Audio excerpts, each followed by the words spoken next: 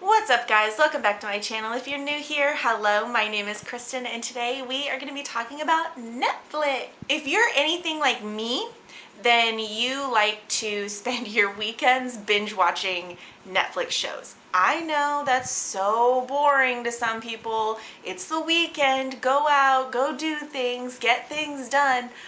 I do things all week long. I don't want to spend my Saturday and Sunday doing more things.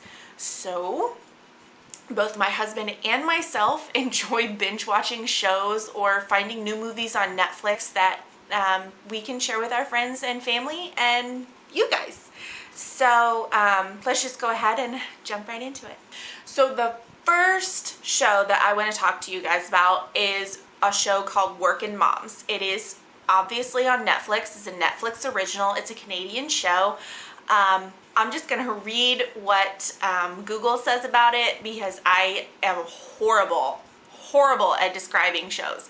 So here we go. Warm, loyal PR executive Kat and her longtime friend, no-nonsense psychiatrist Anne, attend a judgmental mommies group where they meet timid IT tech Jenny and blindly optimistic real estate agent Frankie. The four quickly form an unlikely friendship, sharing struggles of urban motherhood filled with the chaos of toddlers, tantrums, careers, and identity crisis, all while trying to achieve the holy grail, a sense of self. So basically, this just follows a group of moms from this mommy group for 3 seasons, I think it is. It's either 2 seasons are out now and the 3rd's coming, or 3 seasons are out now and the 4th is coming. But either way, it is something that I could not stop watching. I cannot wait for this next season. It left the last season on a cliffhanger, and I hate that. It's very real. These are real people that you would know in real life, and I like that. It's relatable to me. So if you're into that kind of thing, you should definitely check it out. There are some hilarious parts. There are some tearjerker parts. There are some parts where you're just like, what the hell is happening? But that's what makes a great show, right? So the next show that I want to talk to you about is probably my favorite show on Netflix. I am on the edge of my seat waiting for the next season to come out. There are 2 or 3 seasons now and I'm obsessed. It is The Chilling Adventures of Sabrina, and it is based on the comic books Sabrina. Let me read you what Google has to say. This adaptation of the Sabrina the Teenage Witch tale is a dark coming-of-age story that traffics in horror and the occult. In the reimagined origin story, Sabrina Spellman wrestles to reconcile her dual nature, half witch, half mortal, while standing against the evil forces that threaten her, her family, including her aunts, Hilda and Zelda, and the daylight world humans inhabit. This is not a remake of the 90s show Sabrina the Teenage Witch. That Sabrina, completely different than this Sabrina. It's dark and it's amazing, and there are parts in it, again, where I'm just like, what the hell is happening? And then there are parts that make me laugh, and there are parts that I'm just sitting there and I have no words. So it's another thing that you can binge watch. Like I said, there are 2 or 3 seasons out now, and it's amazing. I'll admit it, I'm obsessed. I love it. I love everything about it. I love it. All of the characters that were in the 90s show are there. There are also some new ones, and it's just a really dark twist on that 90s show, and it's not going to make you nostalgic for the 90s show. It's just not. So don't compare the two. They're completely different other than the character names and where it's all taking place, because You will be disappointed if you go in thinking that this is a remake or this is a reboot or this is anything to do with the original. This next one that I want to talk to you about is called Otherhood, and it is about three mothers who are forgotten on Mother's Day by their three boys, and they head out to figure out what's going on in their lives and why they're not communicating with them anymore. So the next show that I want to talk to you about is a show called Easy, and I think the best way that I can describe this is just jumping onto Google. This Netflix original comedy anthology series explores diverse Chicago characters, modern romance technology, and culture. Scenarios include a married couple hoping to reignite their sex life, a couple looking to spice things up with another woman, and middle-aged dating. This is one of those HBO style shows. Do not watch it if you think that your kids are going to interrupt you. Maybe wait until they're in bed and binge watch it. I guess it's not really something that I binge watch. I just sort of let it play, and I'm surprisingly interested in the things that they do. I can't relate to a whole lot of it other than a little bit, so I can't really say that it's relatable to me.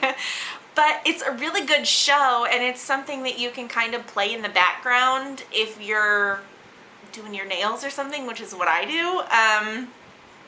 It's a good show, though. It's something that I guess this isn't a very good endorsement, but it's a good show. Just grab a glass of wine, sit down in bed, and just watch it. And if you like it, great. If you don't, another movie that I'd like to talk to you about is Dumpling. It's one that came out last year in December. It's just really good. It follows an overweight girl who is the daughter of a former beauty queen, and she is basically trying to make her mother see her worth even though she's plus size. And I just love it. She has an obsession with Dolly Parton, and I relate to that so much. Let me read what Google has to say. The plus-size teenage daughter of a former beauty queen signs up for her mom's pageant as a protest that escalates when other contestants follow in her footsteps, revolutionizing the pageant and their small Texas town. It's not like a must-see, but it's definitely something that I would watch again. And that says something, because I watch a lot of movies, and if I wouldn't watch it again, then I don't consider it good or worth my time. Another movie that I think is worth the watch is called Secret Obsession. It's a Netflix original. It gives me Lifetime movie vibes, and we don't have cable, so to get my Lifetime movie fix, I have to watch movies like this, and this is great for that. If you don't have cable and you love Lifetime movies, definitely check this one out. I'll read you what Google says. When Jennifer wakes up with amnesia after a traumatic attack, her doting husband cares for her, but she soon realizes that the danger is far from over. Yeah, it's totally a Lifetime movie. There's no other explanation for it. There's no other way I can describe it to you other than it's a Lifetime movie. So if you're into that kind of thing where it's sort of predictable but you still like it, then go ahead and watch it and come back and tell me what you think. Okay, this next one is all about the nostalgia, and everybody has probably already seen it, but just in case you haven't or you were on the fence about watching it, Fuller House. So I watched Full House when I was a kid. It was something that I absolutely loved. And seeing the entire cast come back in a remake was my dream. Candace Cameron Bure, Jodie Sweetin, and Andrea Barber are among the original Full House cast members who returned to star in this spin-off, Fuller House. DJ, now widow and a mother to 3 sons, finds herself back in her childhood home along with her sister Stephanie, an aspiring musician, and her lifelong friend Kimmy Gibbler, who is also a single mother. All under one roof, the women experience moments big and small together, including budding romances, holidays, parenting, and life's surprises. So, like I said, the entire cast comes back. It's not just these 3 girls. Everybody but the twins, Mary Kate and Ashley, who played Michelle, has made an appearance on this show, and I live for it. I think that this upcoming season is their last season, which kind of makes me sad, but at the same time, it's a show that is based off of nostalgia, and kids today are watching it, so they're just not into that kind of wholesome entertainment. So it doesn't surprise me that it's ending, but it makes me sad. Okay, so my husband turned me on to this show, and I just have to say it did end. So if you're one of those people who don't like to watch a series or binge watch a series that's still going on, this has ended, and they wrapped it up pretty good. It's the Santa Clarita Diet, and honestly, I didn't think that I was gonna like it. I mean, it's about a mom who becomes a zombie basically, but she's still herself. She goes around eating people. It's just gross on so many levels, you guys, but it's also really good. It's not relatable at all, really, but it's good, and it's a good watch for you and your husband. I want to put a little disclaimer here. I know that this movie has people's feathers all ruffled and everybody's got their panties in a twist over it, but I thought it was amazing, and you should watch it even if you're not a fan of this band. So obviously the movie that I'm talking about is The Dirt, and it is a biopic of Motley Crue. I am not a Motley Crue fan. I never was. I think my dad listened to them, but I knew who they were, and I knew sort of what they sounded like and things like that. But it's a really decent movie, but this is the 80s, and this is a rock band, and there are groupies, and there is adult things happening, and there are, you know, drugs, sex, rock and roll. Okay, now let's get into a couple movies that I thought wasted my time completely. So the first one, I think a lot of people will agree with me on, is Bird Box. I do not understand most of it. Like, there was no backstory about how all this stuff happened. There was no explanation of what was going on. It was just, this horrific thing happens, and then this horrific thing happens, and now this lady is walking through the forest with her blindfolded children. Like, I don't feel like there's a real story. Maybe that was just me. Maybe I had too high of hopes because Sandra Bullock was in it. I don't know, but it just was not for me. I did not like it. I would not watch it again, and I don't recommend it to anyone ever. Okay, now this one surprised me. This movie, Wine Country, has Amy Poehler in it.